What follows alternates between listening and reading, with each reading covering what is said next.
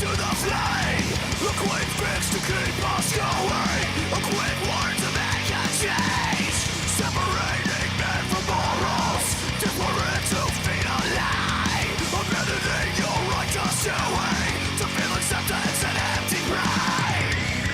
From the source like it can get you through these times. Pointing out the flaws of your brothers. Ignorantly left behind. From the world, tranquility will be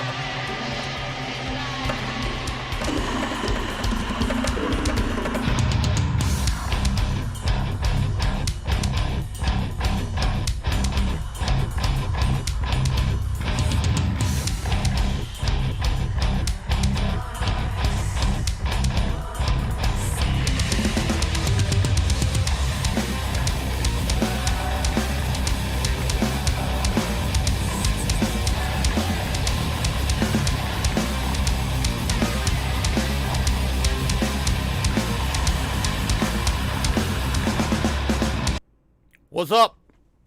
All right. How's it going, guys? Ladies, gentlemen, I have returned for week number 2 of the live stream. We got a question or two that's come in this week, so we'll actually have shit to talk about. For those of you that are watching, we are live on Twitch. We're also live in the PodGo group on Facebook, and we're also live on YouTube. We got YouTube working this week, so we're also live on YouTube. For those of you that are tuned in, don't forget to chat it up. If you got questions, feel free to ask. I see Warpig over there in Twitch chat. What's going on, brother? Hey, man. How's things? Good to see you. Thanks for tuning in. So, more cool PodGo shit this week, I hope. I know we have a question that somebody had submitted through our Facebook group. You can go to the links below, facebook.com/groups/PodGo users. You can come hang out with everybody that hangs out, discuss the PodGo, talk about cool shit, and do all other kind of fun stuff. We got contests. I got a new contest I'm going to be announcing later today, which should be fun.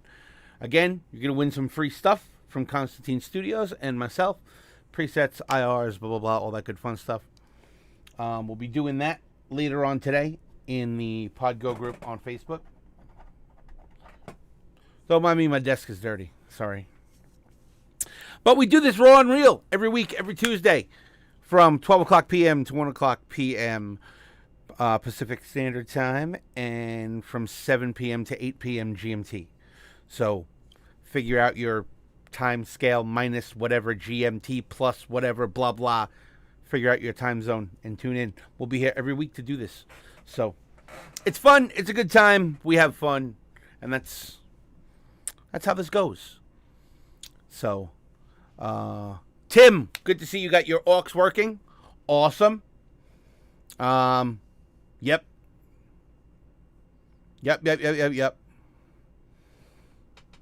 TRS. It's a big deal, dude. Got to make sure that shit's wired up right and all working properly in order for that to come.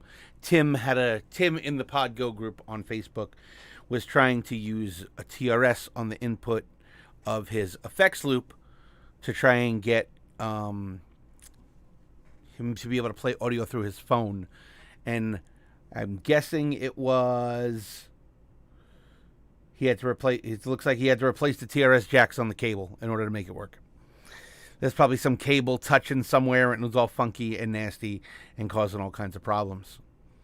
But it is what it is. It happens. You know, this is why we're here, to talk to each other and discuss what's going on with PodGo and see what we can do about helping each other and getting things going. So, at this point, don't mind me, I'm clearing all my security alerts because I logged into everywhere from Restream to do the stream today. So, we had a question in the group, and now I have to find it on Facebook, so give me a second.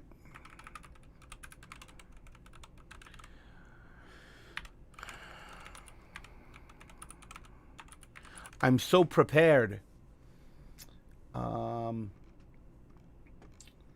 So I had a question from, if I can find the post, Alexander. Alexander states, I'm doing my first gig with the PodGo on Saturday. Been using Pod HD 500 for years. I've always used a separate wah pedal, a Dunlop Crybaby 95Q. This was hooked up between the guitar in and the guitar. I now want to test out the PodGo's integrated wah pedal. Do you have any recommendations on the best settings on the PodGo? Typically use wah when we play Enter Sandman, so around that sound is perfect. Absolutely, we got an answer for you. So let me pull up some PodGo stuff over here for you. So on the PodGo, we are going to talk about how to set up the wah pedal to have kind of that Kirk Hammett kind of sound. And luckily for you, built into the PodGo is a wah that really nails that. So I actually happen to have that wah set up on my preset already, which is really nice. Which is the Fazzle wah. Okay?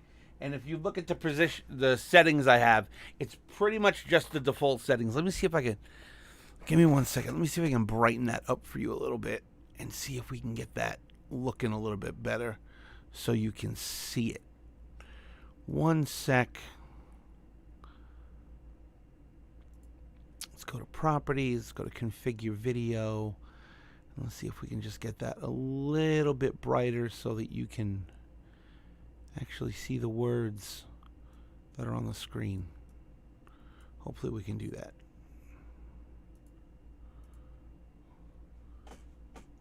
Try that again.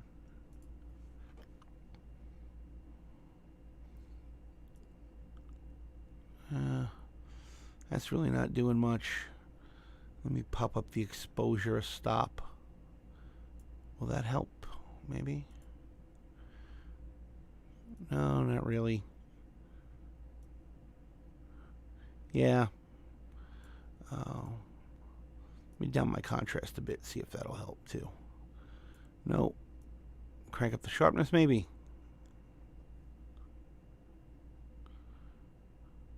Yeah, not really much I can do right there to get you to see it a little bit better. That actually just increases the freaking, what do you call it? So anyway, I'll go through the settings. They're pretty much the default settings. I don't think I changed much on it, to be honest. So let's take a look real quick. So the position, I have it set up so that it's toe. It works with the toe switch. So if you go into bypass, okay, expression toe is what you want to have it set to. Okay, to get into your bypass, press both page buttons and then go to bypass control. So when I want to turn the wah on, all I have to do is I just toe down on the pedal like a normal wah, switches over to wah mode, and then I can adjust the wah the way I see fit. Manipulate that bad boy. Waka waka waka waka waka. No Kirk Hammett shit though, even though you're using it for a Kirk song. The FC low is set to 455 hertz. FC high is 2.2 kilohertz. Mix is 100%. Level is 0. So that's the way I have that set up. I also have it set up as the very first thing in the chain. So just like you would have it set up on your standard guitar amp setup, it's the very first thing that your guitar goes into. So your guitar comes in through the input, comes through the input block, and then from the input block goes straight into the wah. From there, you're pretty much good to go as far as getting that nice Kirky wah-wah-y kind of thing. I'm a big fan of the Fazzle on this. The actual wah I use, which I don't have handy at the moment, but I do have a couple wahs that I use. I do have a mini that I used to use on my little board. This has the Fazzle conductor in it as well. And my main wah that I use, my big one, which I don't know, I really don't know where it is right now. It's probably on my old pedal board. Probably still sitting on the pedal board. I was using the Fazzle as well. It's a great sounding wah. It's real nice, super throaty, and it cuts through high gain settings really well, which is something I really like. I'd show it to you, but my PodGo is kind of, well, I can kind of show it to you. My PodGo is up on my rack, so I can get it on camera, but I can probably give you a basic idea. Let's see. Make sure everything's working.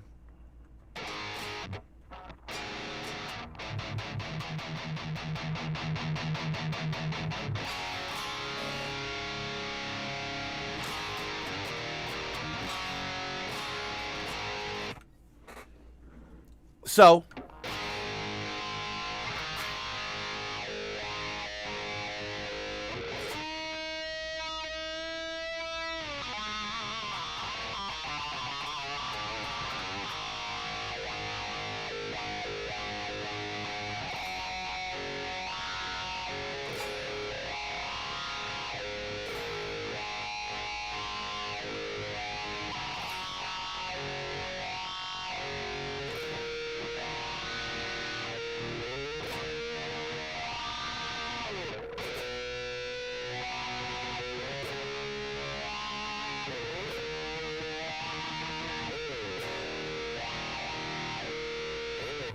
So if you want, I also have a video up that you can set it up like your what'd you say, the 935Q you have?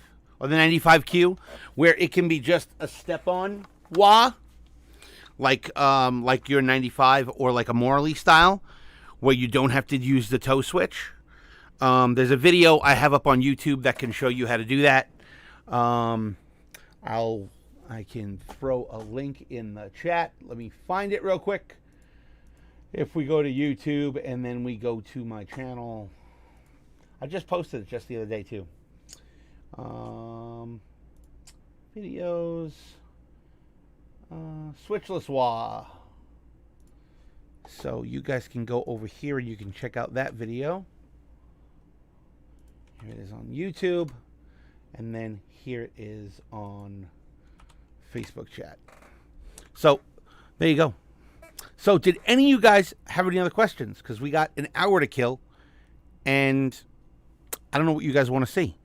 You guys got to talk to me. Let me know what you want. That's the way this works.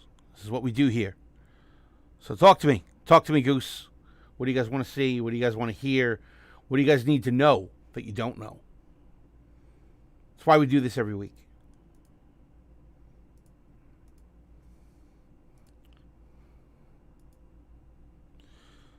Trying to watch all the chats at the same time. It's a nightmare.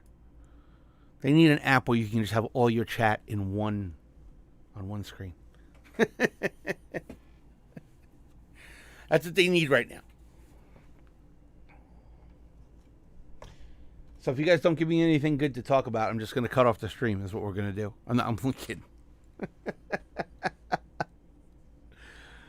But we have a new contest coming tonight that I'm going to do later on today. Sorry, not tonight.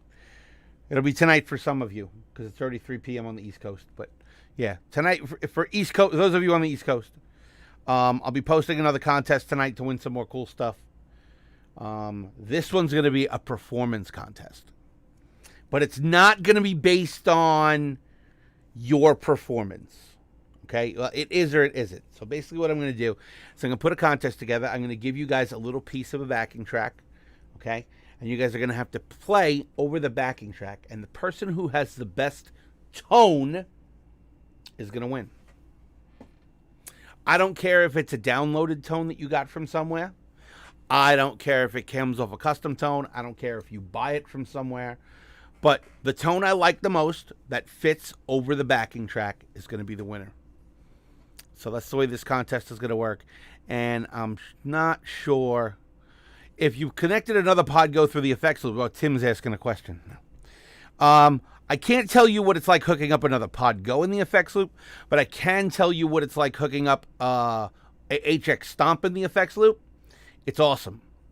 My old rig, which, if I can find a picture of it, my old setup, I do think I have one somewhere. Let me look real quick.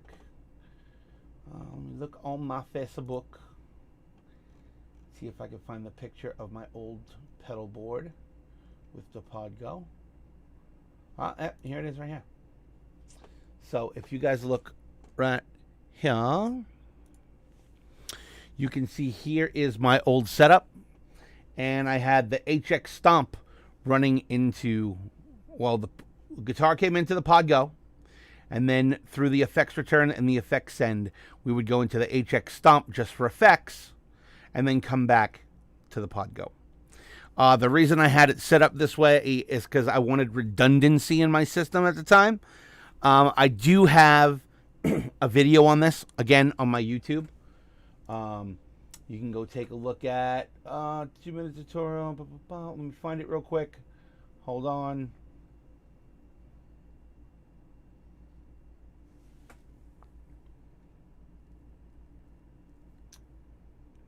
Where are you? You're here somewhere. Building redundancy into your live rig. Copy link.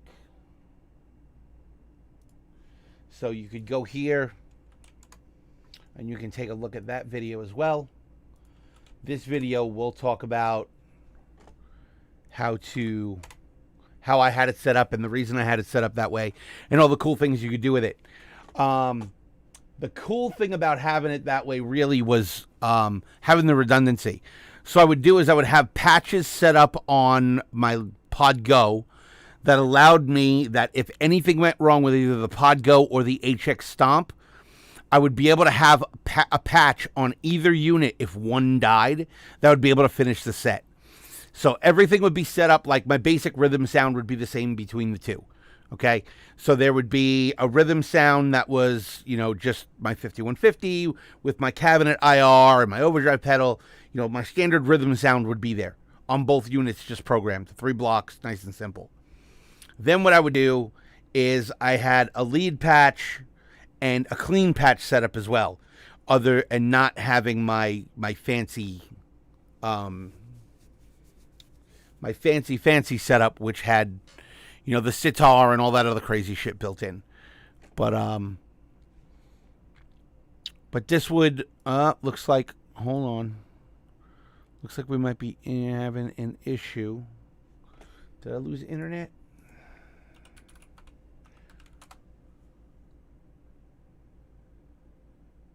Oh, there we go. Looks like we're back now. Okay. Looks like we had a little bit of a connection issue there for a minute.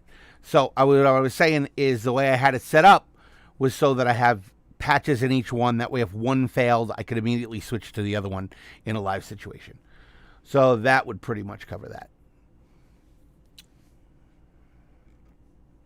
So that would be totally cool. But you could totally do it with 2 PodGos as well, if you wanted to. But for me, I think the HX Stomp is a little bit better just because you get some more versatility, and you can have up to 6 different blocks.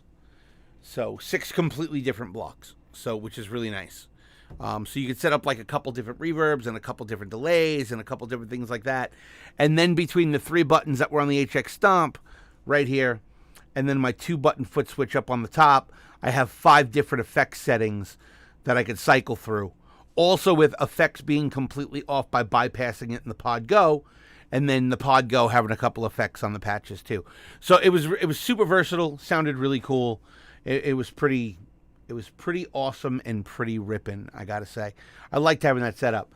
But with us building the new in-ear rig and doing completely direct, the other guitar player in my band is using my HX Stomp right now, so I'm just using the PodGo directly. So that's how that's working. So it's pretty cool. It's fun. I'm really enjoying doing the 100% direct thing. Like I said 100 times, I've been a tube amp guy for forever, and as soon as I got the HX Stomp first. As soon as I got the HX Stomp, I was messing around one day and was like, hey, I wonder what this would sound like just running direct. Ran it direct, loaded up a couple IRs that I had designed. And the next thing you know, it's like, no, there's no way it sounds this good. And lo and behold, there it is. It sounded that good. Sounded great. As you can see, it's not like I have a lack of decent tube amps. Even though technically the Friedman's not mine. It's mine, but it's not mine. It belongs to my buddy Jeff Duncan. But it's here. I think he's left it here because it looks good on top of the Marshall cab. And it's not collecting dust. I actually use it.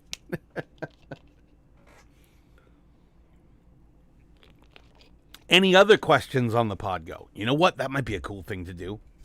Hold on. We could do this today. Hold on.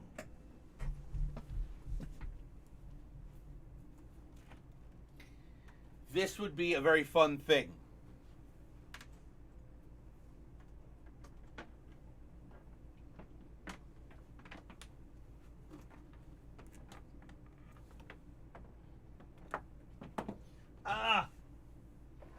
I'm dropping shit.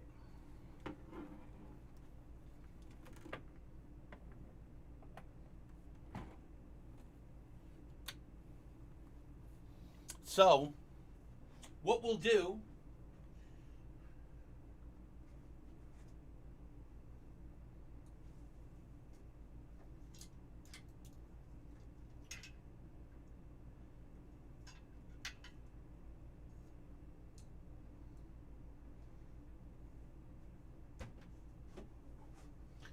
Okay, maybe we won't do that.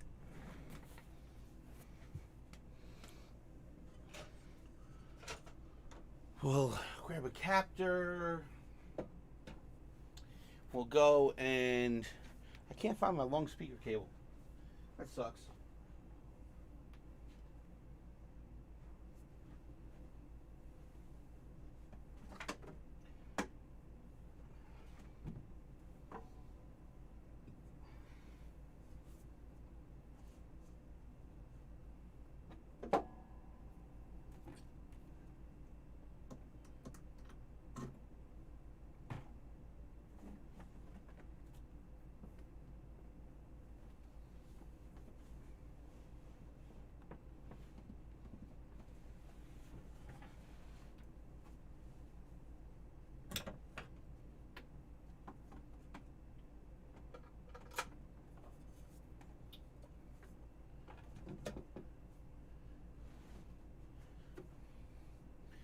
We can do a full head-to-head.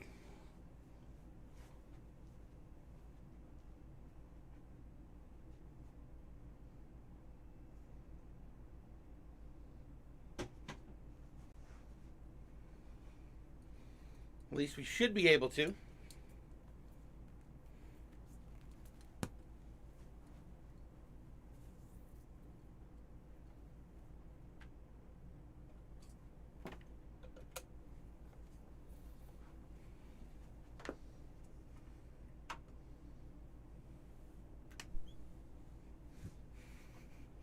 If that click was loud, I'm sorry. I apologize.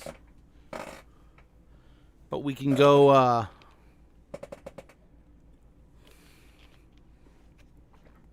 When I track with PodGo, I just run the PodGo.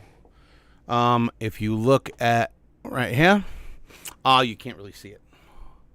Hold on. So on my PodGo, the way I have my board set up, I don't have a regular view of my board, do I?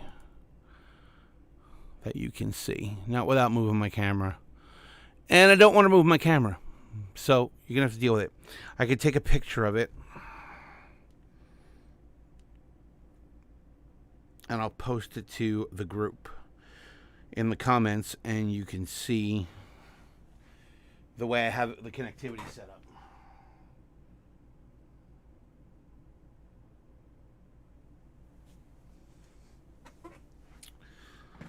So let me post that in the comments real quick. Oh, awesome. It didn't fucking rotate. Gotta love these damn phones.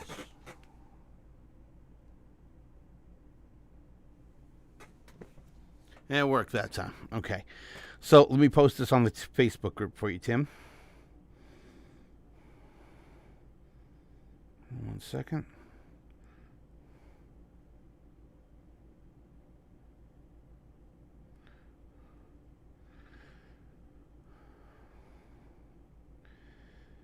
And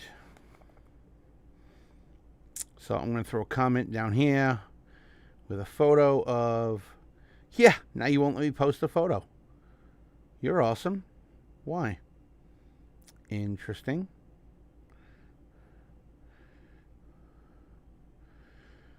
Get rid of Audacity. This is what I want you to do.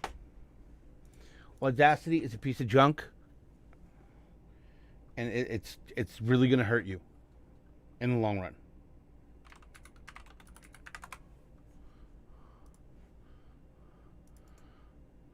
This is where I want you to go, Tim. I'm just putting a link in the comments. I want you to go to Reaper.fm.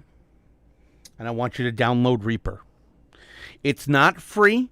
It's $60, but you have an unlimited trial period.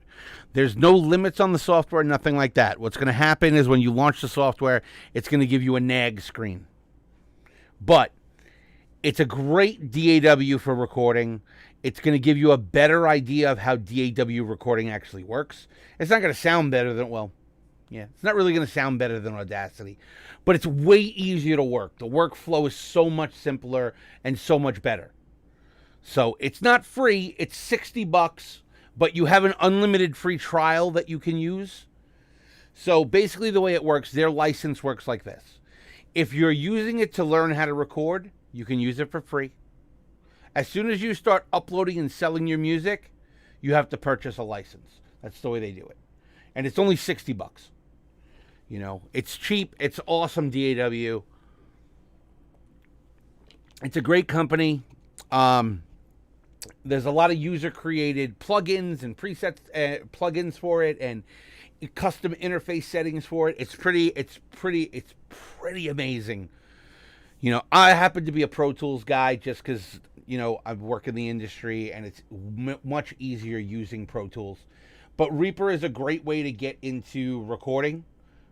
Pretty much, I don't want to say for free because it's not free, but on the cheap. Let's put it that way. On the cheap. That's the term we'll use. But let me see how I can go about posting this photo now because it's being stupid. And for some reason, it won't let me leave a photo comment. So if I email this to myself... Why's technology got to be difficult? I don't understand. Okay, I'm done. Select, boom, send. All right. Now, it should be in my email.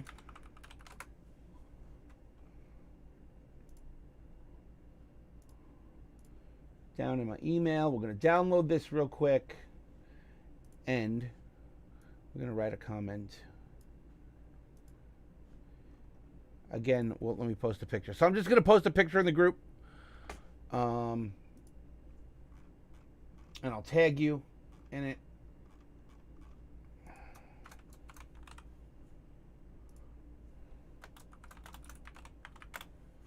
So if you look at the pedal board, what you can see is that, 1 second until I post it downloaded. Where the fuck did it download to? It's right here.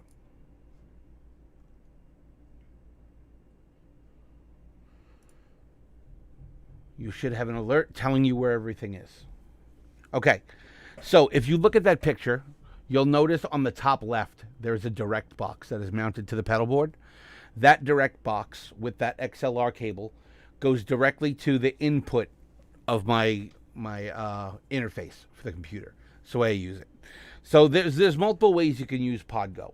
You can run PodGo USB as its own audio interface. I don't like doing that because I don't want to hook up my studio monitors to the PodGo. If you're using like headphones and you're being portable and you just want to work on stuff, I think that's a great option. But in my house, I have my studio set up and I already have my monitors hooked up to my interface and I don't want to go unplugging things and plugging them back in. So what I do is I just plug my PodGo into my interface. As far as the differences in sound quality, there is none. There is none. There's no difference. What comes out of the output of the PodGo is exactly what you get out of the USB output of the PodGo. There's no difference. So you're not gonna get any differences as far as that is concerned. So that should give you a basic idea of how everything's set up.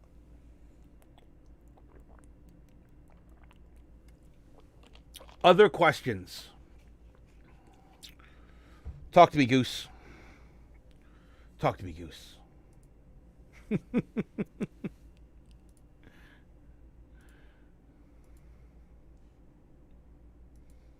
No problem, dude. You can hook it up any way you want, you know? I mean, that's the thing. The convenience of the PodGo is that you can use it as a recording interface when you're on the go. You know, like for me, like for me, I have a couple portable audio interfaces. You know, this is a Scarlett 4i4, 2 inputs on the front, 2 line inputs on the back. It's also got the ability to do reamping, things like that, all built into a single unit.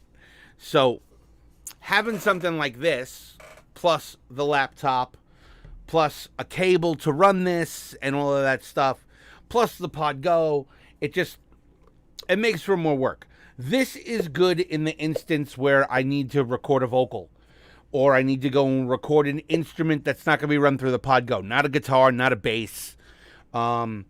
These is great for keyboard because you can have stereo in. Something like this is great for ambient instruments that you're going to mic up. Like, little hand drums, violins, violas, like orchestra pieces, things like that. Like if you got a friend that wants to play violin on something, you mic them up, you run them into an interface like this. You're not going to run them through the PodGo. So something like the Scarlett 4i4 is a killer interface for stuff like that. It's really great and really handy. I think I scored this for $200. I think this goes for. It's a very cool interface. Of course, you can't do like a full drum kit because you only got 4 ins. But, I would recommend if you want to do real drums, go at minimum 8 channels in. And then, and that'll kind of get you going, that kind of thing. That's later on if you want to get into recording for real. I've been doing the real recording thing for forever.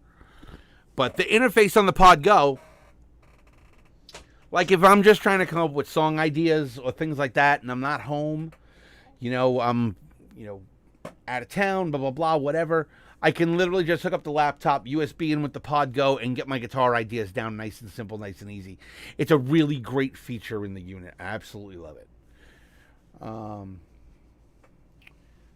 You can go straight from Pavel is asking if you can go direct from the PodGo to an audio interface. And the answer is yes. The reason I use a direct box is because it makes it, when we travel for gigs and stuff, it makes it a lot easier to hook up the PodGo. So in a live situation, when you're on stage, normally you could run like a XLR to 1/4-inch TRS, and the XLR end would plug into the snake. But that's having another big long cable, and it's not worth it. So for me, the way I have my rig set up is I have the direct box on it so that all the front of house has to do, all the sound guys got to do is just pull the cable off the microphone, plug it in right into my board, and then flip a switch so that he's getting a line level instead of mic level. It makes it very easy for him.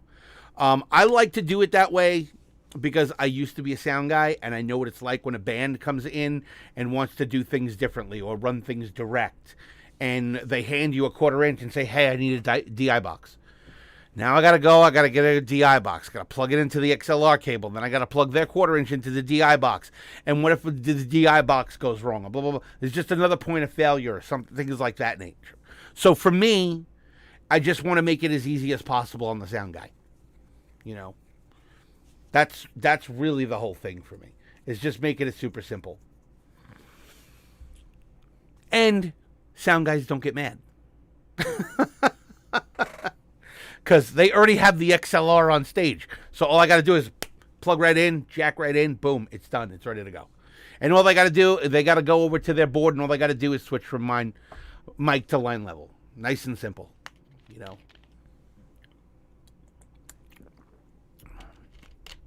So that's the reason for the DI box. Just makes things easy. But yes, you can run out from your PodGo directly to your audio interface. You're not going to harm anything. Most of the audio interfaces today have combo jacks, so you can see that here. This jack will accept an XLR. Trying to get it to be on camera. So these jacks will allow you to accept XLR or a 1/4-inch cable, either one. And most audio interfaces come with these today. Some of the old Behringer stuff doesn't. They just have XLRs. But most audio interfaces today come with combo jacks. So you'll be able to do that. And again, as far as recording quality, it sounds just as good.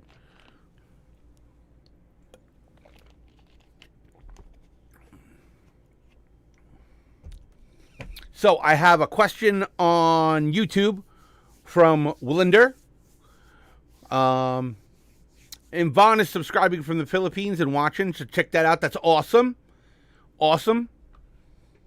The International Constantine Club. Yay. That's awesome, man.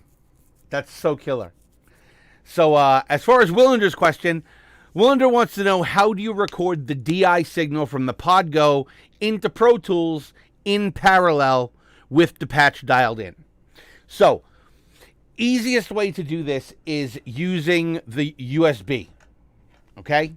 So, if you set your audio interface, if you set Pro Tools up to use your PodGo as your audio interface, what you can do is output one on the USB. So if you go into Pro Tools, I can't launch Pro Tools because I don't have my iLock plugged in to show you. Hold on. I may be able to do that. Hold on. Let's try this. I'm going to give it a shot. I'm going to try. Hold on.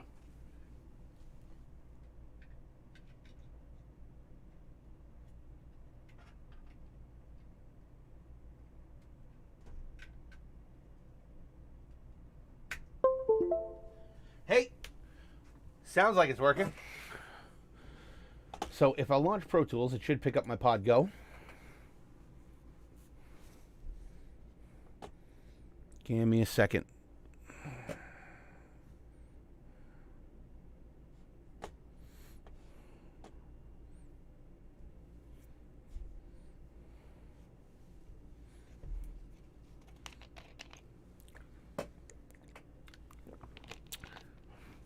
Now the slow load of Pro Tools. Slow tools, ladies and gentlemen.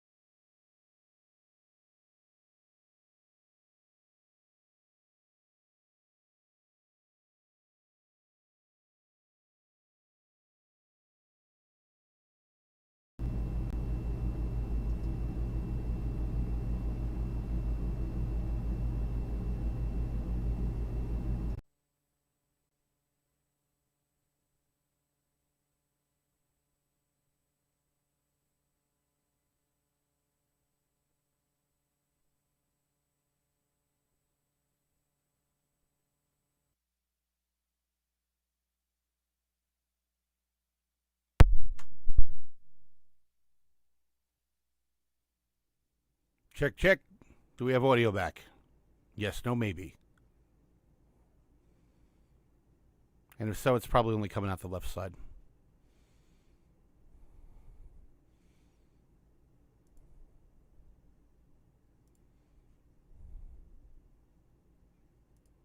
Now it should be coming out both.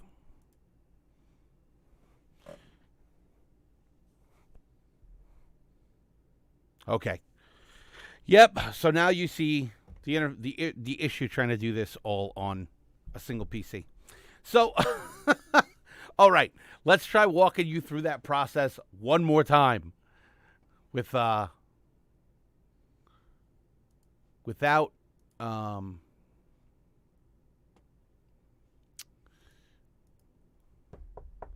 without actually showing you Pro Tools. So what you're going to do is you're going to set up Pro Tools to use the PodGo as your audio interface, okay? So when you go into Pro Tools and go into your hardware settings, set it to PodGo USB, I think it's called. It's either PodGo USB or PodGo ASIO. It's one of the two. So once you set that up, you'll have 4 inputs that you could use as your inputs on channels. Channel 1 is going to be the sound with the patch on the PodGo, and input 4 is going to be your DI from directly input on the PodGo. So that's the way you would do that. So you'd set up 2 tracks, okay? You'd set one track as the input as PodGo 1 or ASIO 1, whichever way it shows up in Pro Tools. And then the second one you're going to set up to input 4. So that's the way that would work. Does that make sense? I hope.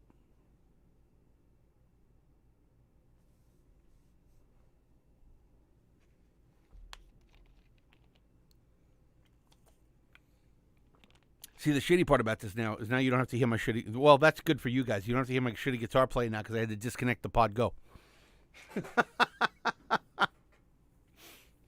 I have a very complex audio routing setup here in order to get everything to work, and I totally forgot that my old Sapphire interface that I use for OBS to stream through freaks out.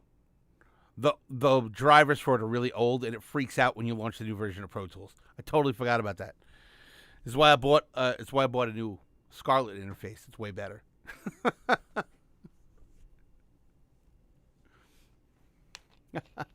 No problem, Willinder. So now that we wasted 10 minutes on trying to figure out my audio, what's the next question?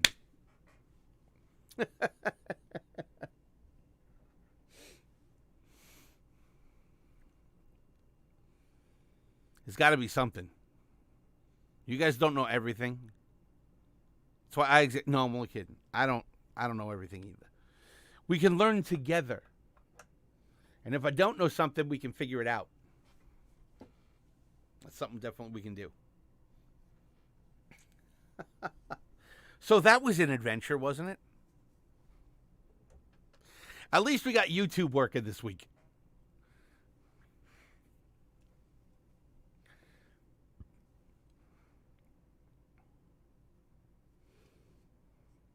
You wouldn't, because you can't do wet dry with the PodGo. In order to do wet dry, you would have to have 2 signal paths, like the HX Stomp or the Helix. You can't do wet dry with PodGo. You can fake simulate wet dry using a ping pong delay, but because you don't have 2 signal paths, you wouldn't be able to do wet dry. Because technically, the way wet dry works in the real world is we could use this we could use 2 straws as an example to show you how this would work. So you have one input that comes in, right? So this is your signal chain.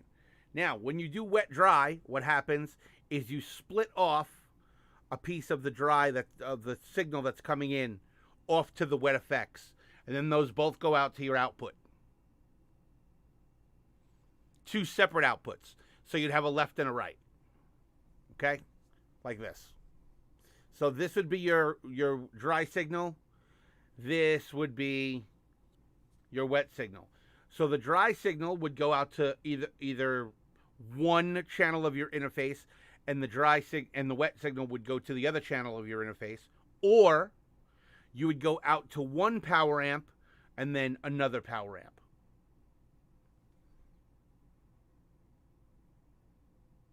Even if no, you couldn't do it with the amp out, because the amp out mimics what's coming out of your main output, just without the cabinets. So when you use the amp out and you have it set in the global settings to be with no cabinet, your problem is you can't split the output on the PodGo. So let me show you.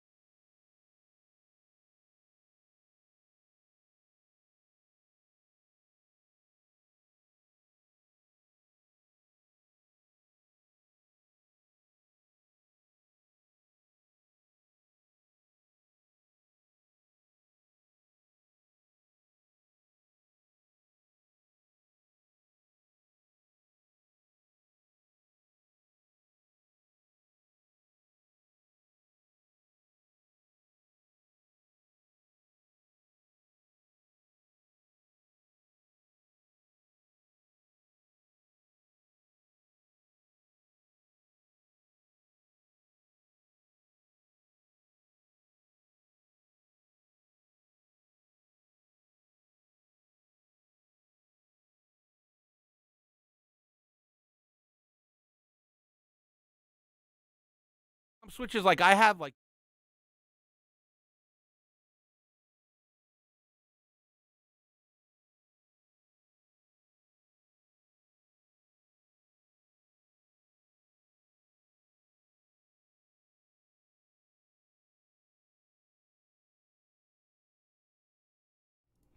that's literally why. Also, and when I'm sitting at home and I'm not wearing shoes, I'm not trying to use my big toe to push a single freaking button of this tiny button. I can use my big toe to step on something bigger when I'm sitting at home barefoot, and being a fat guy.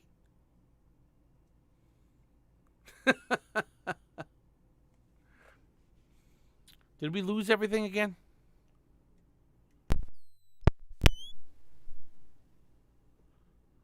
Is it working now? Are we good?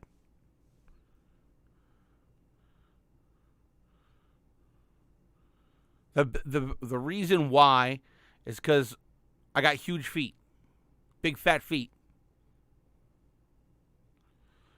Oh, okay. So that's what happened. I see what happened when I switched to the other screen, because I don't have this audio input set up on that screen. That's why. Okay, so the reason I use them is because there's more real estate. There's a bigger area to hit with my foot. Trying to hit those little freaking buttons with your toes is not easy. So that should give you that reason.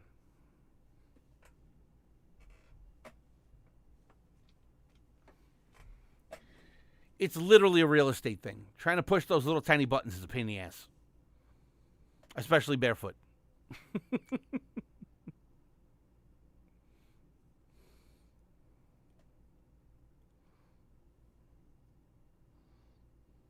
So that means you probably didn't hear my reasoning for the wet dry, did you?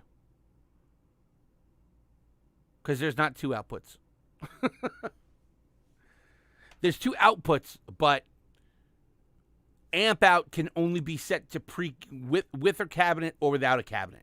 It's been pretty much the only difference between the two. That should explain that for you and make sense. Make more sense.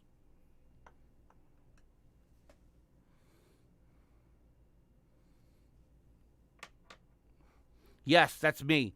Constantine's a stage name. And the reason I use that stage name is because when I started in this business, I'll explain the whole Constantine Cohen thing. So Cohen is my real fucking name. Okay? That's my real name. That's my birth name. Constantine is my stage name. And one, because it sounds cooler than Cohen. Two, because when I started doing recording and mixing and engineering, I started off in hip-hop and R&B and rap and all that. That's where I started. And trying to make the crossover into doing rock and metal mixing, it tends to be in the industry that if you're a hip-hop guy or a R&B, jazz, blues guy, well, not so much the jazz, blues guy, but if you're like an R&B guy, hip-hop guy, if you start in that genre and then try to move into doing hard rock and metal, people don't take you as seriously. So when I made the switch to strictly producing hard rock and metal, I did the name change. Just in order to make sure I got clients.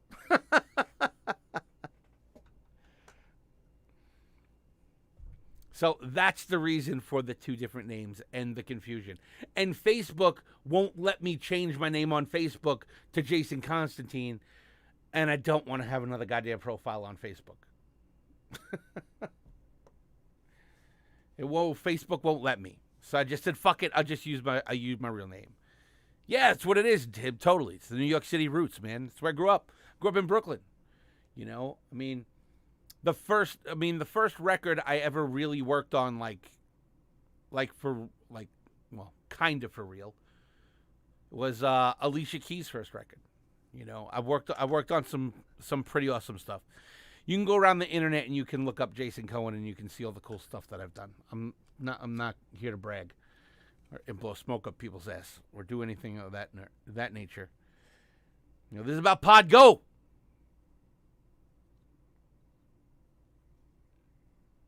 PodGo.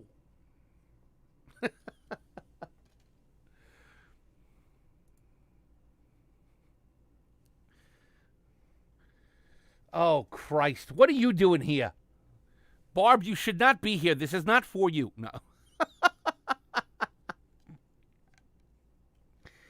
This is music industry professional stuff. What are you doing here?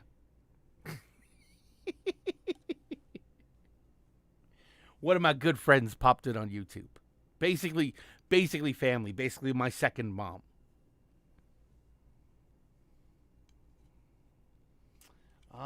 I don't know. Joshua Lutz.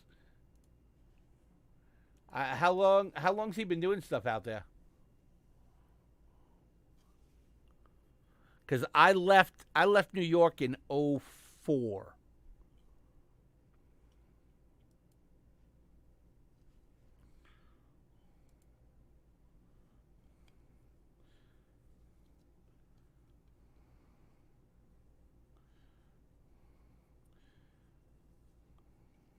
The name does sound familiar. We might have crossed paths. I don't know. Maybe. It's possible.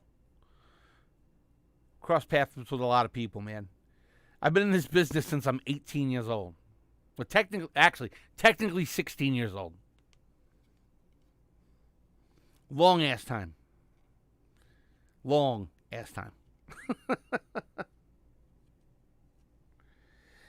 I probably bumped into him here or there. You know, it depends on where he's been. You know.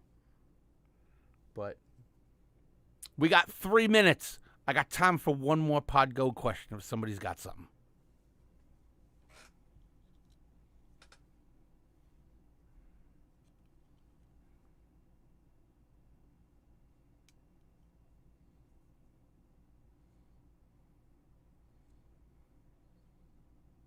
Who's going to be the last question today? So, look for a couple things. We got a new contest that I'm going to be announcing later on today. Later on today for me, tonight for all you people back on the East Coast. I have... So videos are coming out Mondays, Wednesdays, and Fridays now at noon Pacific, which again, 7 p.m. GMT. Videos come out Mondays, Wednesdays, and Fridays now. I have a couple 2-minute tutorials coming this week. I don't have any full-blown stuff, just really bunch of 2-minute stuff coming in the future, because I think most of the full-blown stuff has been covered. I'm trying to work on a video for the looper that I keep getting asked about, and my problem is I suck using a looper. So I can show you how to set it up, but I just suck at looping. I'm not good at it. So, and it's a video that I don't want. I'm not the kind of guy that makes a video and edits it all together and makes it look all pretty and blah, blah. I don't give a shit about that. I care about handing you information, then you do what you want to do with the info. That's the way I handle my videos. I don't have time to sit around and edit and this and that and blah, blah, blah, blah, blah. And that's why the looper video hasn't shown up yet, because every time I try to do something with the looper, I fuck it up, and then I can't get it to, it ruins the video. I am neither Giants or Jets, because fuck the NFL. I grew up a Jets fan, but fuck the NFL. After Deflategate, I was done. It's rigged. Watch what happens. Watch what happens to Oakland. Oakland's been a shitty team forever. They moved here to Vegas, where I live. We built them a $10 billion stadium, however much it cost. 40 million, 40 billion, whatever the fuck it was. We built them this massive stadium. Guaranteed they get close to making the playoffs this year, or at least they have a winning season. Guaranteed. Because if they don't, and they continue their losing ways, all of us taxpayers are going to be really pissed. The only sport I watch is hockey. I'm a hockey guy. I've been a Rangers fan my entire life. I am still a diehard Rangers fan, but I have to follow my local guys. I got to follow the Knights. Got to follow them. Great team. I know we got some bullshit drama going on with this whole Fleury-Leonard deal. People are stupid. Just let Leonard fucking be the better goalie. You know. So, Rashane Photography has a question that says, when I connect my PodGo to an external amp, do I have to turn off the amp models on the PodGo? Also, what if the external amp does not have an effects input? So, Rashane, so here is the way. I did a video covering this. I don't know if you've seen it. Hold on, let me grab you the link real quick. I know I'm running over my allotted hour that I normally do, but we had some problems in the middle, so I'll answer a few more questions if you guys got them. So here is, let me find the video real quick. Give me 1 second. I just got to find it. My channel.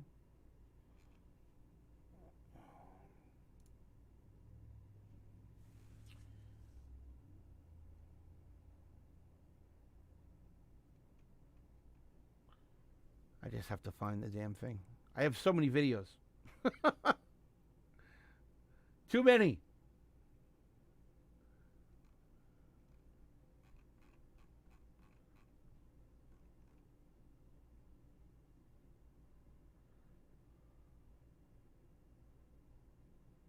Trying to find it. Come on. Where is it?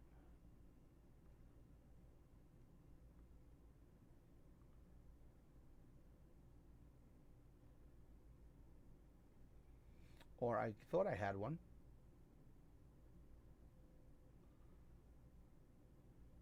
Maybe I don't?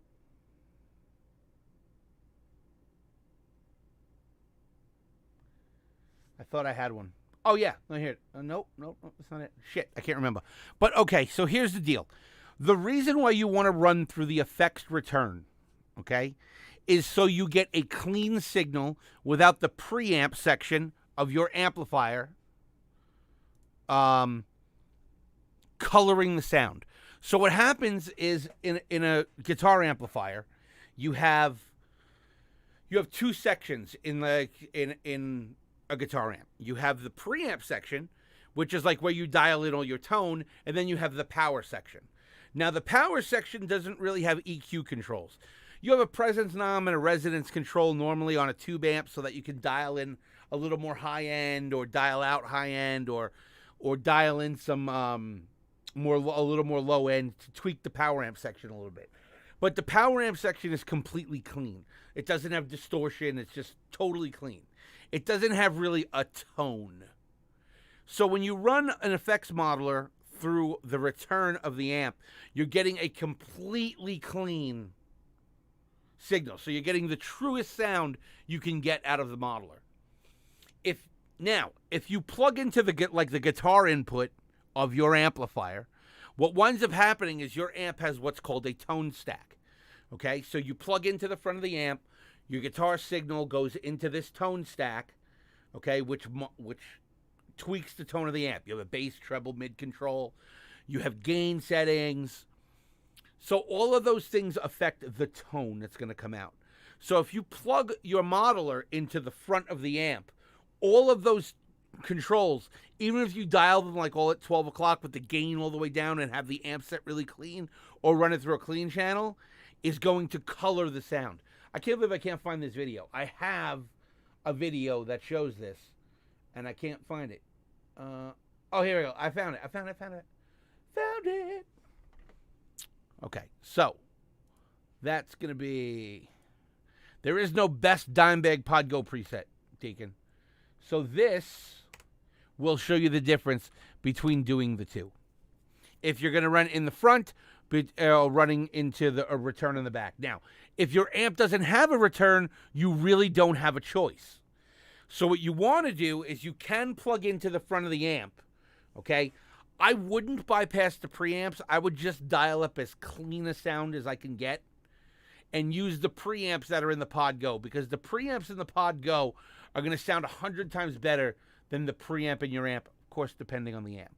You know, if you're running like a Friedman or you're running like an EVH or a Friedman, you can turn them off. But I have another video as far as using like the PodGo for effects only, and it's not really, I don't see it as a unit that's really good to use for just effects. I would look into an HX Effects or like an old M9 or an M13 would be better, in my opinion. You know, so you can run it that way, but not really. I don't like running it into the front. But if that's the only choice you have, you can do it. At this point, what I would do is I have another video. So are you using a combo amp, or are you running like a half stack, a cabinet and a head? That's really the question I have at this point. What's up, Canadian? How you been, brother? Good to see you.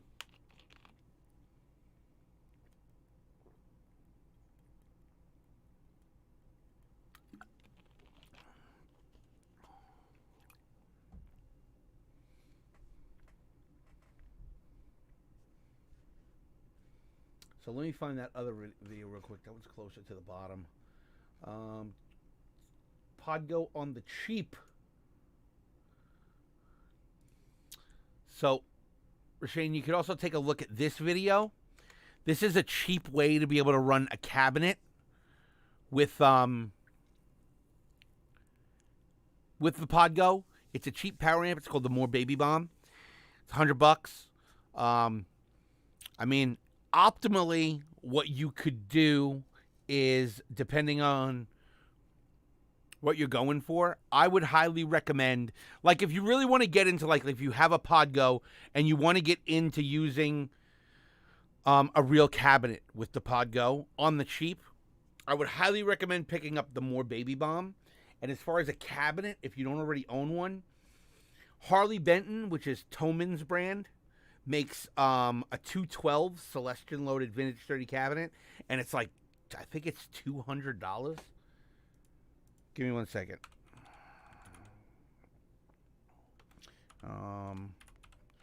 Harley Benton 2x12 V30. Harley Benton G212 Vintage.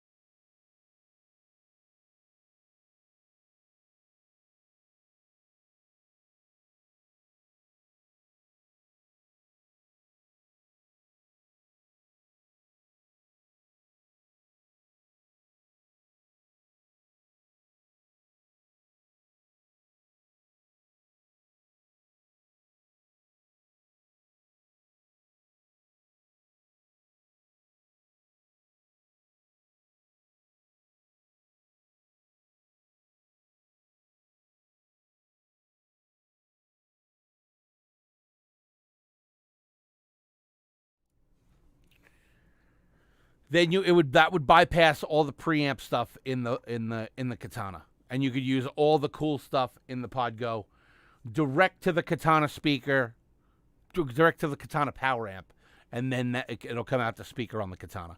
So that'll take care of that for you. Anything else?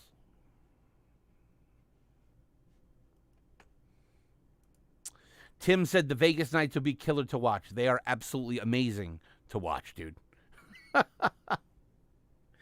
I literally was at a game like 3 weeks before the shutdown. Incredible, man. It's God. And there's not a bad seat in the house, man. It's amazing. It's amazing. And no problem, Rashane. No problem at all, dude. That's why we're here. That's why we do this. We are here every Tuesday at noon to talk about PodGo, to answer your questions. We have a PodGo group on Facebook. The link is down in the description. If you are on YouTube, if you're watching us on the PodGo user group, you're already in there. And on Twitch, if you go to facebook.com/groups/PodGo users, that is our PodGo Uncensored group where we talk daily about PodGo. We answer people's questions. We troubleshoot PodGo. We do all this fun stuff. We have another question that looks like just came in. Danny De La Cruz, why do you use that pedal chain on the PodGo? Particularly the pedal chain that I use on the PodGo, if you take a look at it right here.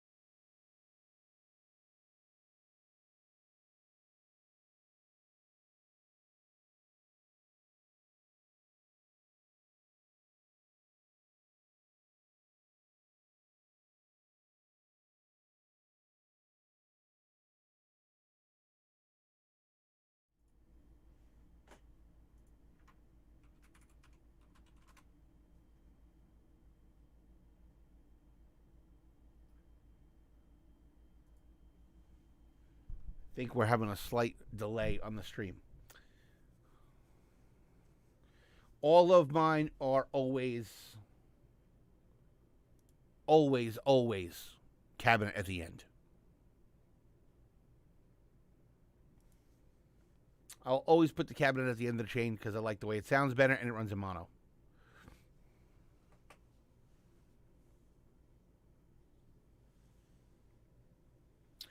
Pixelot asked the question. He said, with the well-deserved popularity of the PodGo, do you think users slash guitarists are going to start sounding alike? Have you used the MIDI features for anything? Best way to put it is like this. There are so many freaking amp models in the PodGo, I don't think anybody's going to sound the same. You know, I mean, a lot of the metal guys are going to use very similar patches. You know, a lot of us like the 5150. A lot of us like rectifiers. But there's so much versatility even within those amp models as far as cabinet IRs, things you can do with EQ, different overdrives you can put in front. There's so much versatility in just that respect, not even including effects like delay and reverbs and all that other stuff that goes on. I don't think people are going to start sounding alike at all. I mean, Helix has been around for 5 years. None of the Helix users really sound alike. The PV5150, the real amp, has been around since 1992. And I don't know, 20 or 30 bands out there that I can think in the metal genre use them. None of them sound the same. They're similar, of course, but not the same.